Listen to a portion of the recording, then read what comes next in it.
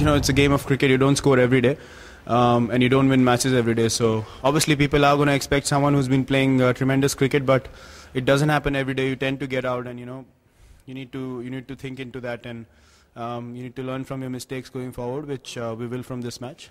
So as I said, you can't score every match, and you can't win every game in cricket. So that's the way it is. I didn't stop to think about it like that, but it was a pretty important one given where we're at in the competition, so it was pleasing in that regard. I've never been one to sit back and rank them, but very pleasing considering I hadn't exactly been setting the world on fire with my scores in the previous sort of 5 or 6 games, but it was nice to contribute. Believe me, I nearly did that, but no, I didn't go with it.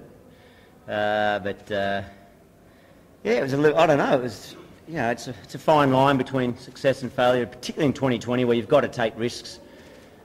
And first 3-4 overs I didn't feel I got a lot of the strike, but I was also only, I was only 1 run off about 8 or 9 balls over the space of 4 or 5 overs. So I just kept, telling myself that I didn't need to panic. It's a small ground, you can pick it up later on. And then obviously to be batting with a guy like Shaun Marsh and even Paul, he didn't get the big score today, but his intent is so good, so that relieves a little bit on me. So yeah, it was nice to turn the corner.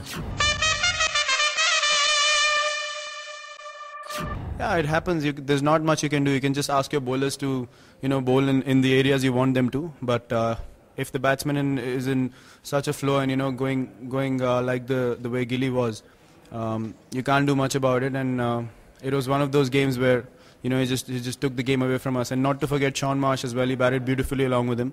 And he's always one player I've really enjoyed watching. And he plays some amazing correct cricketing shots and scores runs off them. So that's the biggest quality, I think.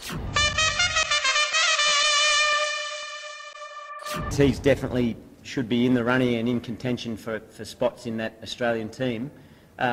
It's great that he's playing so well in this IPL, but I've said it about all players in the IPL. This is a launching pad.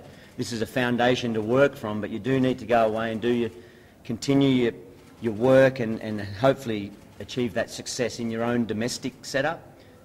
It's difficult just to say you've got to be in your national team because you've had a good IPL, but we can see Shaun is obviously a world-class player, and he knows where he stands in Australian cricket, and I'm sure he'll be given an opportunity.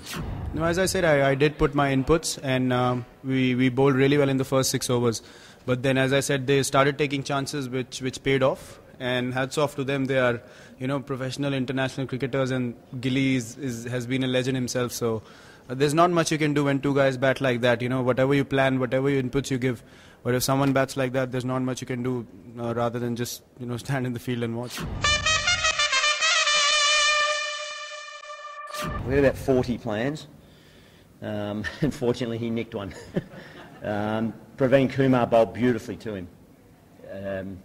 I think that should be very well acknowledged. He started it off well. I mean, what, did he bowl a maiden to Chris Gale?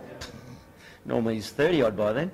So, yeah, that set the tone, and then Ryan Harris obviously got the result. So, yeah, you think 1,000 different plans, maybe why don't we try that, but at the end of the day, sometimes, a good bit of bowling can get wickets in this game. Piyush Chawla was again of the highest quality, so that's fantastic for him, and I'm really pleased that, as I said the other night, he missed out in a couple of games. We left him out because of the balance of the team, and it was a hard call, but he took that on board and he's come back with first class honours.